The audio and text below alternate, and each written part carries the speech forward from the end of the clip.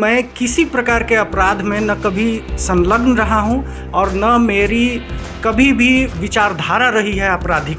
यहाँ ये हो सकता है कि मैंने एक अपराधी के खिलाफ चुनाव लड़ने का मतलब बहुत साहसपूर्ण निर्णय लिया। मुझे फंसाने का बहुत प्रयास किया गया। मेरा अपराध से दूर दूर तक कोई लेना देना नहीं। मुझे भले जनता में इस तरह का भ्रम हो कि ये आपराधिक मनोवृत्ति के हैं, छवि के हैं, लेकिन इस चीज़ का मैं बिल्कुल अपने तरफ से बिल्कुल काटता हूँ इस बात का। नमस्कार, मैं आदित्य कुमार, आप देख रहे हैं आदर्श समाचार। हमारे साथ बात करने के लिए विक्रम विधानसभा क्षेत्र का गोरखरी पंचायत का पूर्व मुखिया अभय मुखिया जी हैं। हम उनसे बात करेंगे, उनसे जानेंगे। इनसे पहले मैं आपको बता दूं, इनका गांव, इनका पंचायत में हमने भ्रमण किया और लोगों से बात किया, तो इनका ऊपर आपराधिक छवि का जनता बता रही है। हम इनसे बात करेंगे कि इनका अगला जो पंचायत चुनाव है इस बार इनका क्या स्टैंड रहेगा। हमारे चैनल में आपका स्वागत है मुखिया जी। बहुत बहुत धन्यवाद। आपके ऊपर जनता लगा रही है आपराधिक की अपराध छवि है, इनका अबरी बार मुखिया नहीं बनाना है। हालांकि आप पूर्व भी मुखिया नहीं है, क्या कहना चाहेंगे? सबसे पहले तो मैं जनता जनार्दन होती है, उसके अंदर अगर इस तरह का भ्रम फैलाया गया है तो मैं आपके द्वारा और खुद भी उनके द्वार पर जाकर इस चीज़ को स्पष्ट करना चाहूँगा कि मैं किसी प्रकार के अपराध में न कभी संलग्न रहा हूँ और न मेरी कभी भी विचारधारा रही है आपराधिक अपराध के तरफ झुकाव की। हाँ, यहाँ ये हो सकता है कि मैंने एक अपराधी के खिलाफ चुनाव लड़ने का मतलब बहुत साहसपूर्ण निर्णय लिया। उसके कारण मुझे बहुत तरह के झूठे केस में फंसाने का प्रयास किया गया, जबकि स्थानीय अनुमंडल पुलिस पदाधिकारी ने उसका जांच करके ख़त्म कर दिया और मुझे फंसाने का बहुत प्रयास किया गया। इसके कारण मुझे भले जनता में इस तरह का भ्रम हो कि ये आपराधिक मनोवृत्ति के हैं, छवि के हैं, लेकिन इस चीज़ का मैं बिल्कुल अपने तरफ से बिल्कुल काटता हूँ, इस बात का खंडन करता हूँ कि मेरा अपराध से दूर दूर तक कोई लेना देना नहीं। और जहाँ तक होगा, किसी प्रकार के अपराधी छवि के लोग भी अगर इस चुनाव में खड़े रहेंगे, उनके खिलाफ ही मेरी लड़ाई है। इसलिए मैं अपराध से बिल्कुल घृणा करता हूँ, आत्मा से घृणा करता हूँ। और मेरे द्वारा जो अभी पम्फलेट भी छपवाया गया है उसमें स्पष्ट रूप से यह कहा गया है कि मैं अपराधी और अपराधी के पूर्व सहयोगियों के द्वारा पंचायत लूटने का जो भी प्रयास किया जा रहा है उसके बिल्कुल विरुद्ध हूँ। और आपके द्वारा मैं यह कहना चाहता हूँ कि अभी जो भी मेरे अलावा जो भी प्रत्याशी हैं वह सभी लोग भयंकर दुर्दांत किस्म के टाइप के हैं। मैं आपके चैनल पर इस तरह का उनका उद्भेदन कुछ नहीं करना चाहता हूं कि उन्होंने क्या क्या किया जीवन में और क्या क्या वो करेंगे आगे, वो तो भविष्य बताएगा।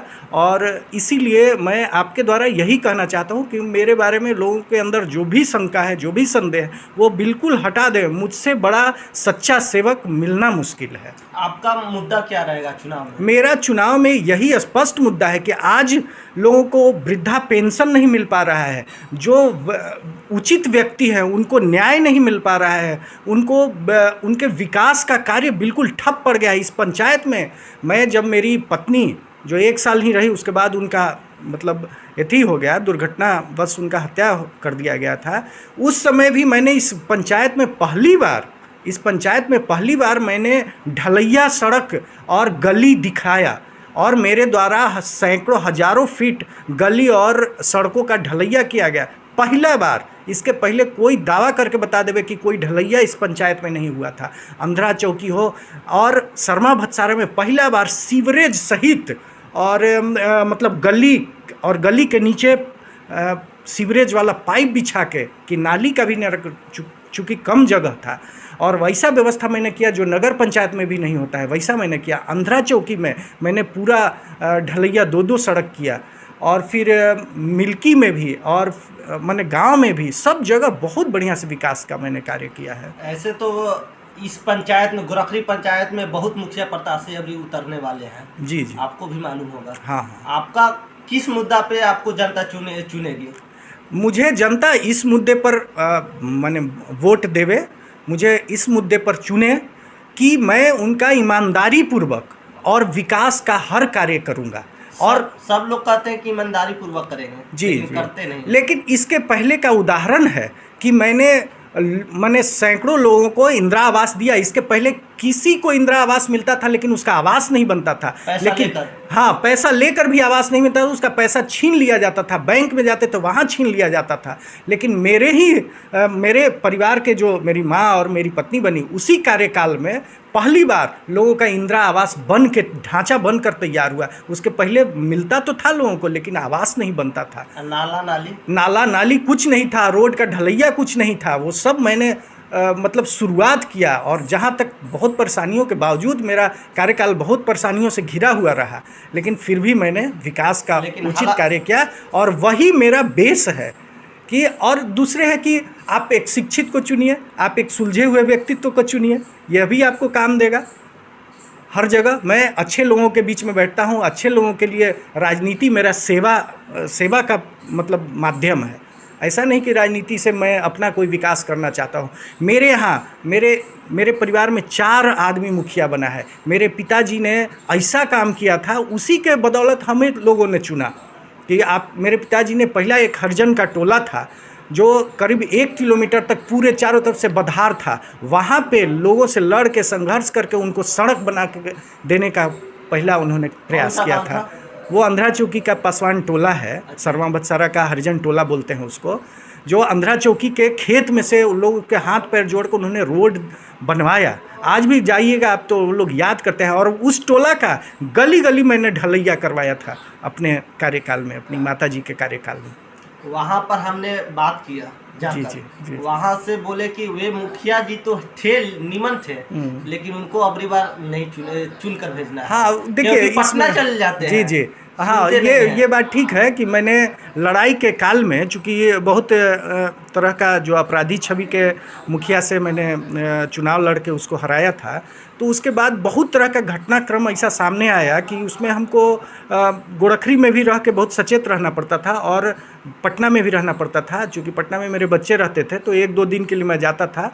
और बीच में फिर पहला जो बेबी देवी मुखिया जी थी उनकी जो हुई हत्या, उसके बाद हमको जाकर कुछ दिन रहना पड़ा। ऐसा नहीं है, सेवा में किसी प्रकार की त्रुटि नहीं होगी, कमी नहीं होती है। दूसरे, आप जानते हैं कि बिहार के चुनाव में जातीय समीकरण बहुत बड़ा एक मुद्दा होता है।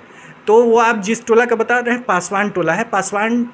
पासवान जाति से भी एक प्रत्याशी आ रहा है जो पहले मेरे सहयोगी ही थे, वो आ रहे हैं। इसलिए भी उन लोगों के अंदर थोड़ा सा ऐसा हो सकता है, और मैं जाकर उन लोगों का भ्रम दूर करूंगा, ऐसा कोई बात नहीं है। अगर आप मुखिया बन जाते हैं जी, तो क्या जनता कह रही है कि नाला नाली की बहुत समस्या है, वृद्धा पेंशन बनने में, राशन कार्ड बनने में, उसका इंदिरा आवास बनने में, शौचालय बनने में, सब में कमीशन, क्या आप भी लीजिएगा? देखिए, मेरा कमीशन का कोई पूर्व इतिहास नहीं रहा है मेरे परिवार के द्वारा। जो भी हम लोग बोले ना कि राजनीति हम लोगों के सेवा का माध्यम है, और कोई भी किसी तरह के भ्रष्टाचार को बर्दाश्त नहीं किया जाएगा। हम जाके ब्लॉक तक में अधिकारी से लड़ते थे, उस समय भी माने झगड़ा झंझट तक करते थे कि किसी का आप काम रोकिए नहीं, पैसे के बिना भी सबका काम होगा, और कोई घूस और भ्रष्टाचार नहीं। और सभी लोगों को वृद्धा पेंशन मिलेगा, और सभी लोगों को अनाज जो सरकार के द्वारा से जो भी लाभ की योजनाएं हैं उनके पास 100% तक पहुंचाने का मैं बिल्कुल वादा और दावा करता हूं।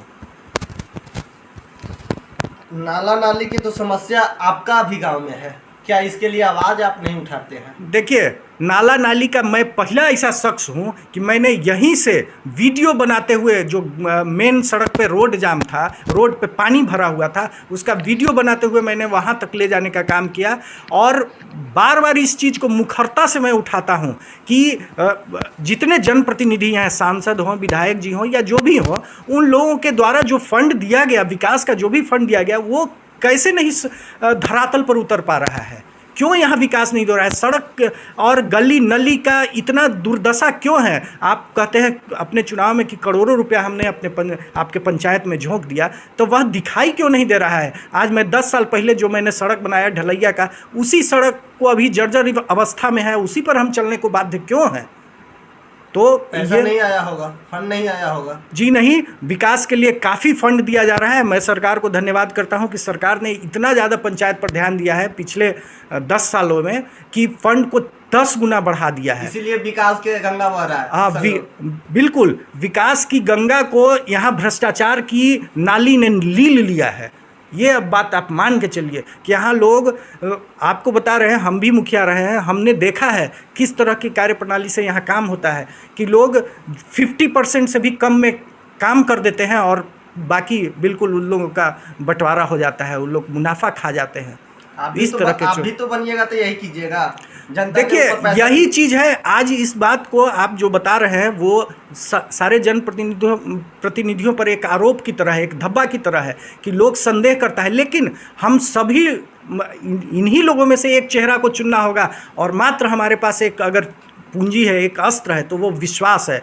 विश्वास करिए, ये 5 लोगों में से एक आदमी को चुनिए और उसको हर प्रकार से भली भांति से जांच परख कर चुनिए। उसके इतिहास, भूगोल, भविष्य सब चीज़ को देखिए, क्या उसका विकासवादी, जैसे आप मुझसे इंटरव्यू ले रहे हैं, जैसे आप मेरा साक्षात्कार कर रहे हैं, वैसे सब लोगों का साक्षात्कार करें और जनता इन चीज़ को सुनेगी। हमारी बात को तो ही सुन के वोट देगा, कोई अंदर तो घुसा हुआ नहीं है। इसलिए मैं इसका बिल्कुल अब कलेजा फाड़ कर नहीं दिखा सकते हैं हम लोग, चूँकि इंसान हैं, लेकिन मेरे बातों पर अगर विश्वास हो तो वो हमको वोट दे सकते हैं। मुखिया जी, नल जल योजना की कहाँ तक बिहार सरकार ने थी गांव-गांव तक? हाँ, देखिए, ये एक बहुत ज्वलन मुद्दा है। मैंने बहुत इस पर लोगों को डांटा भी है, चूँकि मुखिया से मेरा कोई बनता नहीं है, बात नहीं होती है, इसलिए हम मुखिया से नहीं बात कर सकते हैं, लेकिन हम जनता को जागरूक करने का प्रयास करते हैं। नल जल जो भी कार्यक्रम था वो लूट का बिल्कुल एक माध्यम बन के रह गया है। हर जगह टंकी लगी, हर जगह, लेकिन क्या सुचारू रूप से किसी के यहाँ जल मिलता है? आज मेरे यहाँ भी देखिएगा 2-2 पाइप आया है, लेकिन महीनों हो गया उस पाइप से जल का दर्शन हुए। तो इस तरह का सरकार ऐसा योजना अगर देती है पंचायत के विकास के लिए तो उसको इम्प्लीमेंट करने का काम करे, ऐसा करे कि वो सुचारू रूप से जनता तक पहुँचे। ऐसा नहीं कि वो केवल लूट का एक माध्यम बनकर रह जाए, मुखिया और पंचायत सेवक के कमाई का एक जरिया बनकर रह जाए। ये थे गोरखरी पंचायत का अभय मुखिया जी। बोल रहे हैं कि अगर अबरी बार हम चुन कर आएंगे तो जनता के लिए, जनता के बीच में 24 घंटा ठहरा रहेंगे। हर मुद्दा के लिए हम काम करेंगे। अबरी बार हमको चुनकर प्रत्याशी बनाइए। अगर वीडियो अच्छा लगे तो लाइक करें, चैनल को सब्सक्राइब नहीं किए हैं तो चैनल को सब्सक्राइब कर ले। हाँ, कमेंट करना ना भूलें। धन्यवाद।